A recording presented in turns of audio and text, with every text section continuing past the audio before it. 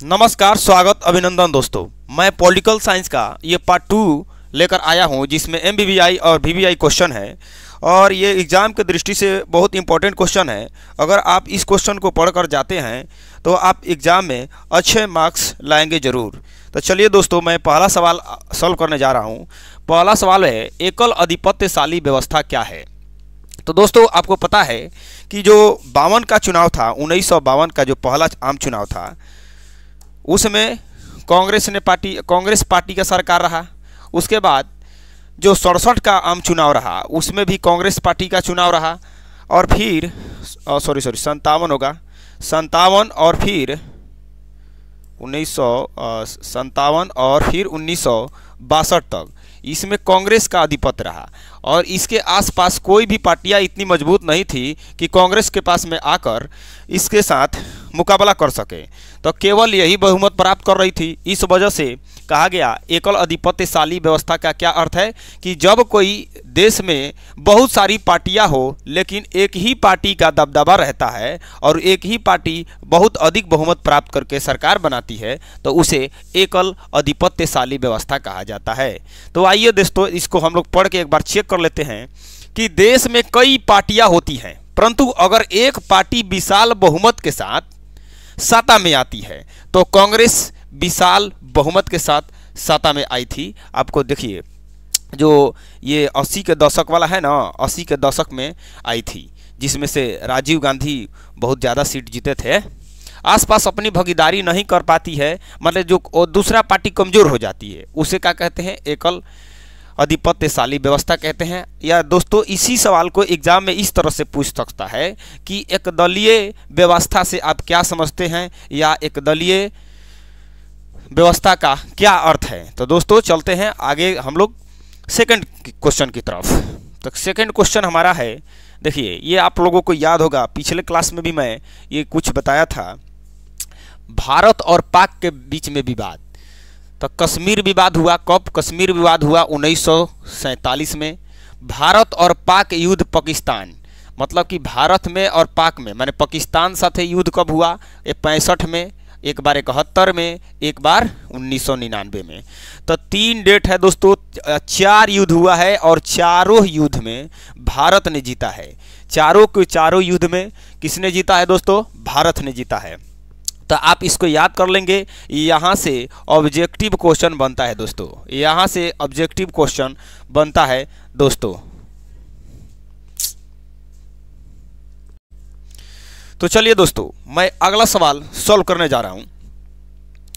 अगला क्वेश्चन हमारा है कश्मीर की समस्या।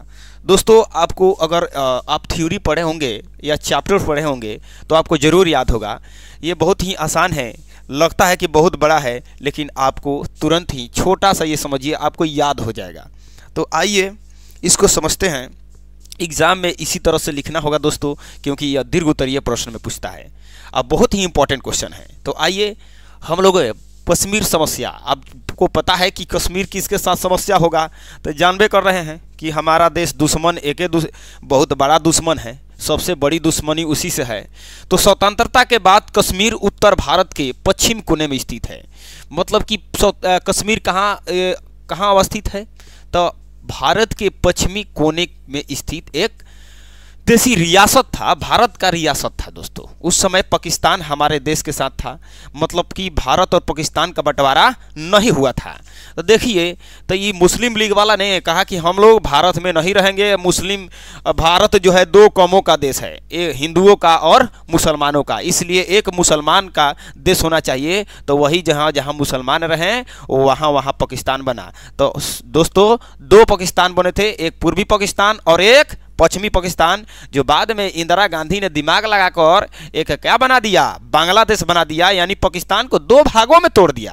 तो चलिए दोस्तों, इसको उस बात को तो हम इसी तरह से बता दिए। आइए हम इस सवाल को समझते हैं। तो दोस्तों, आपको बता दिया जाए कि 15 अगस्त 1947 को भारत आज़ाद हुआ और भारत में से 2 देश बने, एक पाकिस्तान और दूसरा देश हिंदुस्तान, यानी भारत देश तो स्थापना हुआ।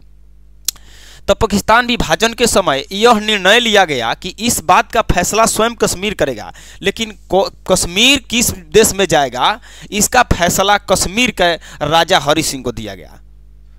तो राजा हरि सिंह बोला कि मैं ना तो पाकिस्तान में जाना चाहता हूं और ना ही भारत में जाना चाहता हूं, मैं अकेला अपना राज्य बनाना चाहता हूं। तो दोस्तों इसको पढ़ के समझते हैं।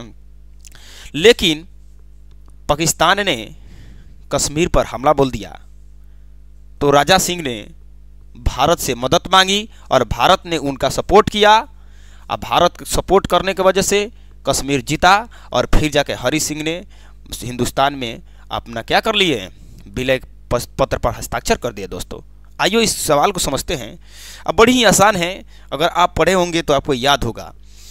तो यहाँ तक 1947 में आज़ाद हुआ, भारत स्वतंत्र हुआ, पाकिस्तान की स्थापना हुई। अब भारत में शामिल होना, सॉरी यहाँ मिस्टेक होगा, पाकिस्तान विभाजन के समय यह निर्णय लिया गया कि इस बात का फैसला स्वयं कश्मीर करेगा कि वह भारत में शामिल होना चाहता है या पाकिस्तान में या स्वतंत्र राज्य बनाना चाहेगा। ये खुद कश्मीर करेगा। तो कश्मीर के राजा कौन था? हरि सिंह।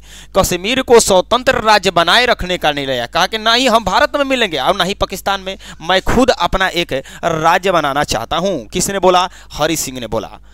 निर्णय पाकिस्तान आरंभ में ही कश्मीर को अपने देश में शामिल करने के लिए उत्सुक रहा। पाकिस्तान चाहता था कि कश्मीर हमारा हो जाए, उत्सुक रहा था।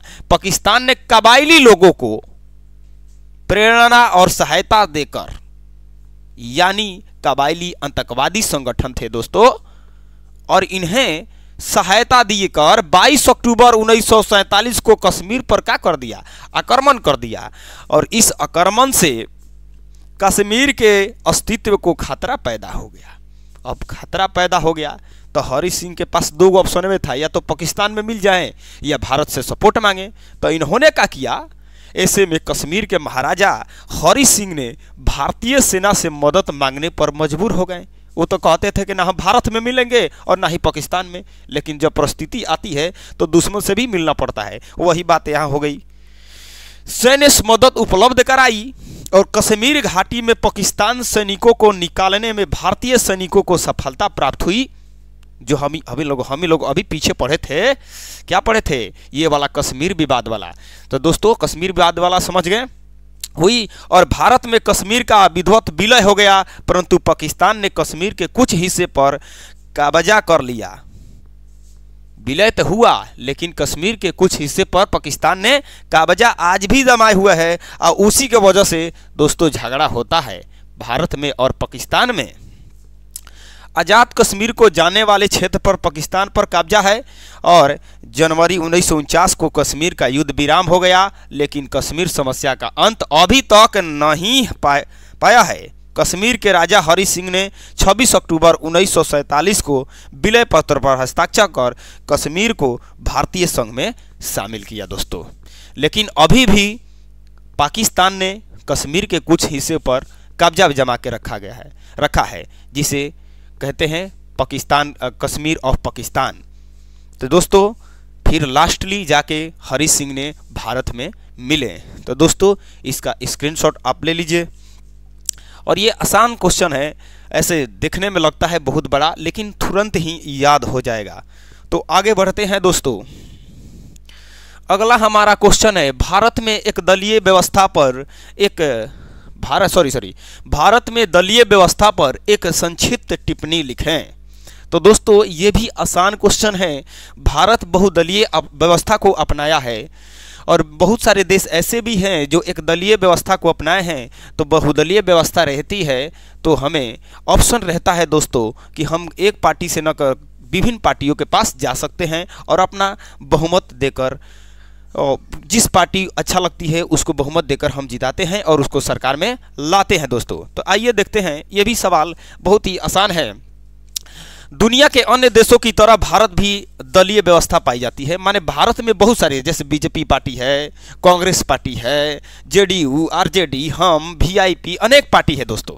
उसी हमारा देश में लगभग 750 से अधिक छोटे छोटे राजनीतिक दल है दोस्तों।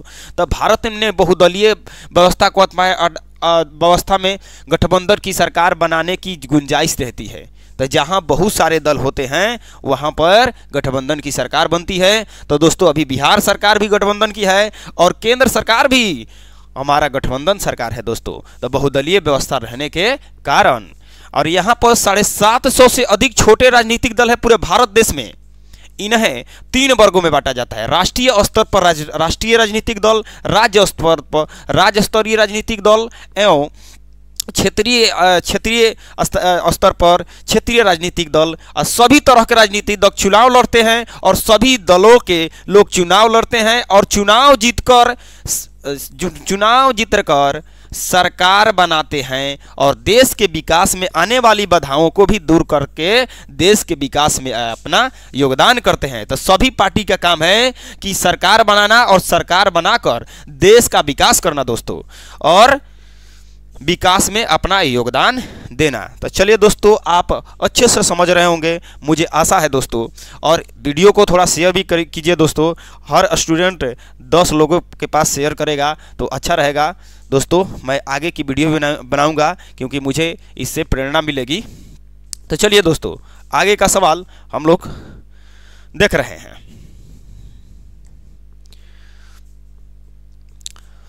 राजनीतिक दल बदल क्या है, इस पर रोक के लिए क्या उपाय किए गए हैं। तो दोस्तों आप क्लास 10 में भी इस सवाल को पढ़े होंगे और फिर से मैं इस सवाल को बताने जा रहा हूं, आप पढ़े होंगे जरूर। तो आइए दोस्तों, दल बदल क्या है।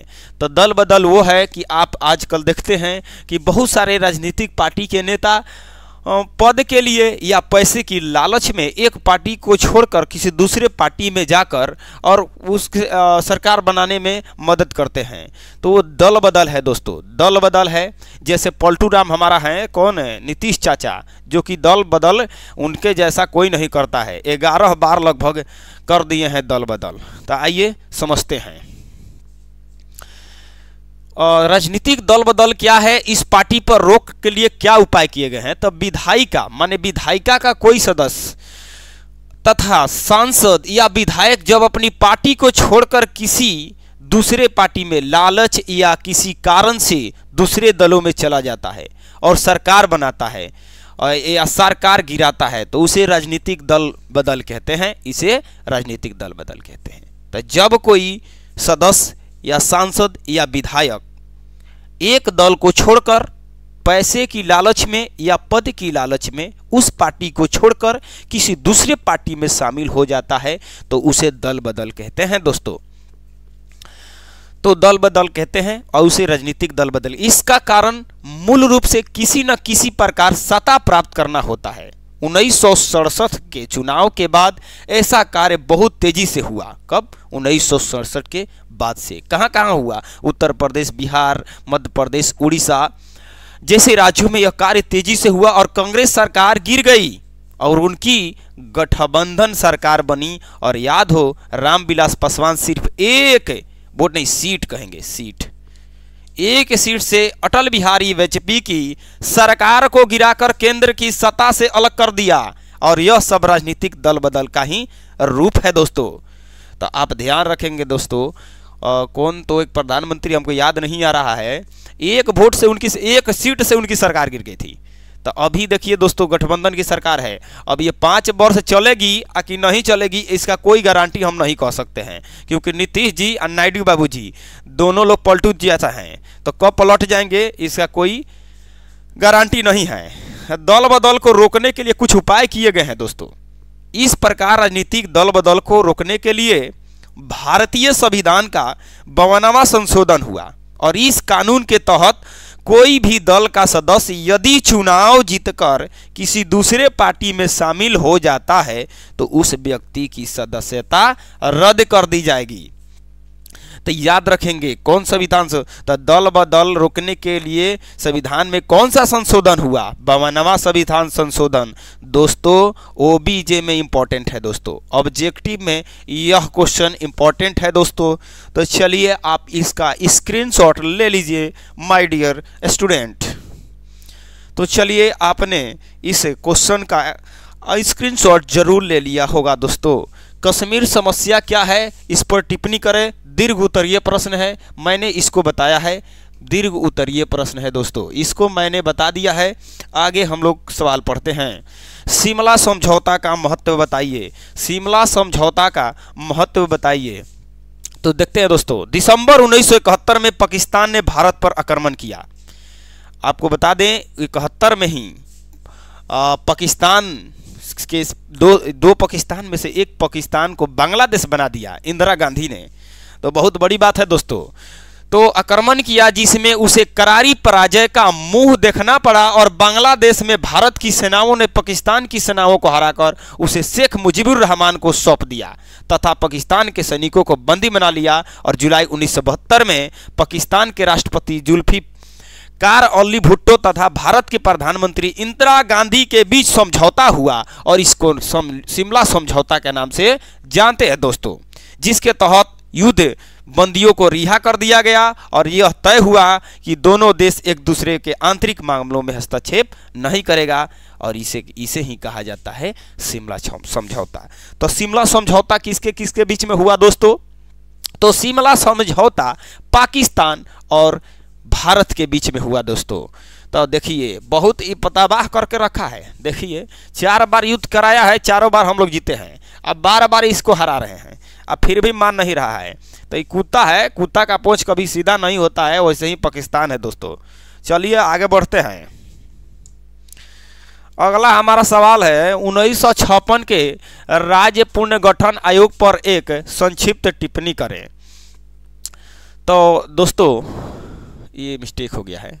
आयोग की रिपोर्ट 1955 में आई जिसके आधार पर राज्य पुनर्गठन अधिनियम बना। इसके तहत भारत में भाषाऊ आधार पर माने भाषा के आधार पर 14 राज्य का निर्माण किया गया और 5 संघ शासित प्रदेश बनाए गए। मुंबई और पंजाब द्विभाषी राज्य बनाया गया और इसलिए वहाँ विरोधी आंदोलन हुए और जिसके फलस्वरूप उनका विभाजन करना पड़ा और 1960 में गुजराती भाषा के लोगों के लिए गुजरात राज्य बनाया गया और 1966 में पंजाब से हिंदी भाषी क्षेत्र अलग करके हरियाणा बनाया गया। इसी तरह से हमारा राज्य भी दोस्तों झारखंड में और बिहार में टूटा। तो भाषा के आधार पर राज्य को बनाया गया है दोस्तों। तो यही होता है 1956 में आया था पूर्ण राज्य गठन आयोग, लेकिन हमारा राज्य 2000 में अलग हुआ है दोस्तों। झारखंड से हमारा बिहार 2000 में अलग हुआ है। तो आप इसको लिख लेंगे दोस्तों और स्क्रीनशॉट ले लेंगे, बहुत ही आसान है। आगे बढ़ते हैं दोस्तों, आपने स्क्रीनशॉट जरूर ले लिया होगा। अगला हमारा क्वेश्चन है भाषा नीति क्या है? भाषा नीति क्या है दोस्तों? तो आइए, भारत विविधतापूर्ण देश है, माने भारत में बहुत सारा विविधता है। हर क्षेत्र में अलग अलग लोग भाषा बोलते हैं, तो इसलिए हमारा देश कैसा है? विविधतापूर्ण, जहां यहाँ पर 114 से अधिक प्रमुख भाषाओं का प्रयोग किया जाता है। इसमें इन सभी भाषाओं के प्रति आदर का भाव होना चाहिए। ये सभी मिलकर हमारी भाषाएं एकता को मजबूत करते हैं और साथ ही इन्हें विकसित करने में मदद करते हैं। यही हमारा भाषा नीति है। तो दोस्तों हमारा भाषा भले ही एक है, हिंदू मुस्लिम सिख ईसाई हम हैं भाई भाई, तो हम में कोई भी नहीं। ये सब नेता के कारण लोगों में बंटवारा हो जा रहा है दोस्तों। हमारे पास भी मुस्लिम धर्म के लोग हैं, हिंदू धर्म के, हम लोग एक साथ मिलकर रहते हैं दोस्तों। तो भाषा से भी हम लोगों को अलग नहीं होना चाहिए। सभी भाषाएं एक जगह पर है, हमारा राष्ट्र एक जगह पर है दोस्तों। तो हमारे संविधान में 22 भाषाओं को मान्यता प्राप्त है दोस्तों, ये याद रखेंगे। हमारे संविधान में 22 भाषाओं का। चलिए दोस्तों आगे हम लोग चलते हैं। हैदराबाद का विलय, इसके बाद देख लेते हैं एक और सवाल बचेगा। हैदराबाद का विलय, हैदराबाद के शासक को निजाम कहा जाता है। ऑब्जेक्टिव बनेगा दोस्तों, यहाँ पर ऑब्जेक्टिव बनेगा ओबीजे कि हैदराबाद के शासक को क्या कहते हैं? निजाम कहा जाता है। यह रियासत आज के महाराष्ट्र और कर्नाटक और आंध्र प्रदेश तक फैला हुआ है। हैदराबाद कहाँ तक फैला हुआ है? महाराष्ट्र, कर्नाटक और आंध्र प्रदेश तक फैला हुआ है। वह हैदराबाद का रियासत को आज़ाद रियासत का दर्जा देना चाहता था। हैदराबाद की रियासत को आज़ाद रियासत का दर्जा देना चाहता था। कौन? निजाम। मतलब कि ये भारत में नहीं मिलाना चाहता था, हैदराबाद को भारत में नहीं मिलाना चाहता था दोस्तों, जिसके कारण लोगों ने निजाम शासक के विरुद्ध आंदोलन जोर कर दिया। वहां पर रहने वाले लोगों ने ही आंदोलन कर दिए। किसके खिलाफ? निजाम के खिलाफ। आंदोलन को देख निजाम ने लोगों के खिलाफ सैनिक बल का प्रयोग किया और निजाम के दमनकारी नीतियों के कारण भारतीय सेना निजाम के सैनिकों पर काबू पाने के लिए हैदराबाद जा पहुंची। तो दमनकारी नीतियों के कारण भारतीय सेना निजाम के सैनिकों पर काबू कर पाने के लिए हैदराबाद पहुंची और कुछ रोज तक रुक लड़ाई चली और इसके बाद निजाम को आत्मसमर्पण कर दिया और निजाम के आत्मसमर्पण के बाद हैदराबाद भारत में विलय हुआ। तो यह निजाम खतरनाक व्यक्ति था, वहाँ के लोगों को भी नहीं छोड़ता था दोस्तों, और वहाँ के लोगों के साथ में, ये नागरिकों के साथ में मारकाट कर दिया इसका सैनिकों ने। तो भारत कहा कि रुको रुको, हम आ रहे हैं, तुमको समझा रहे हैं। तो इसको क्या किया गया, भारत के सैनिक गए और निजाम के सैनिक को इतना मारे कि वो निजाम को क्या करना पड़ा, आत्मसमर्पण करना पड़ा। तो फिर जाके अब निजाम आत्मसमर्पण कर दिया तो अब भारत ने अपने में मिला लिया। तो इसी को कहते हैं हैदराबाद का विलय। तो हैदराबाद का विलय कहाँ हुआ? भारत में हुआ। चलिए दोस्तों, हमारा एक सवाल और भी बचा है दोस्तों, तो आप इस वीडियो को शेयर करते रहिए दोस्तों, लाइक कर दीजिए और हमारे चैनल को सब्सक्राइब कर दीजिए दोस्तों। इसी तरह से अगर आप और भी वीडियो चाहते हैं तो शेयर भी कीजिए दोस्तों। तो चलिए दोस्तों, एक और सवाल बचा हुआ है, उसको भी हम लोग सॉल्व कर लेते हैं। अगला क्वेश्चन है दोस्तों, एकदलीय प्रभुत्व का दौर का अर्थ बताइए। मैं पहले भी बता दिया हूं, फर्स्ट क्वेश्चन बताया था दोस्तों, मैं फिर से बता देता हूं। जो कांग्रेस पार्टी थी, जब हमारा देश स्वतंत्र हुआ था तो 1952 के चुनाव में, 1957 के चुनाव में और 1962 के चुनाव में विशाल बहुमत मिला और अन्य पार्टियां इतनी कमजोर थी कि वे कांग्रेस से प्रतियोगी नहीं कर सकती। मतलब कांग्रेस के साथ कोई भी पार्टी उसके आजू बाजू भी नहीं आ रही थी। तो तो वहां पर एक ही दल न था, वो कौन दल था? कांग्रेस था। कांग्रेस के आगे कोई नहीं था दोस्तों, सभी दल बहुत ही कमजोर दल थे, अतः नहीं आ सकती थी। तो कांग्रेस के इसी काल को हम लोग एक दलीय प्रभुत्व कहते हैं। यानी 1952 से 1962 तक को क्या कहते हैं? एक दलीय प्रभुत्व का दौर, क्योंकि इस दल के आसपास कोई दल नहीं आते थे दोस्तों, अकेले ये चुनाव बड़ी बहुमत के साथ जीतती थी। तो चलिए दोस्तों, देखने के लिए आपका धन्यवाद और इसी तरह से मैं कल भी वीडियो लेकर आऊँगा और ये पॉलिटिकल साइंस का है, हिस्ट्री का भी क्वेश्चन मैं लेकर आऊँगा दोस्तों और इंग्लिश का भी क्वेश्चन लेकर आऊँगा दोस्तों, जो direct exam point of view से रहेगा दोस्तों। अगर आप इन सभी सवाल को अगर आप पढ़ के एग्ज़ाम में जाते हैं तो आपका एक भी सवाल छूटने की संभावना नहीं है दोस्तों, आप ज़रूर अच्छे मार्क्स लाएंगे। तो धन्यवाद दोस्तों।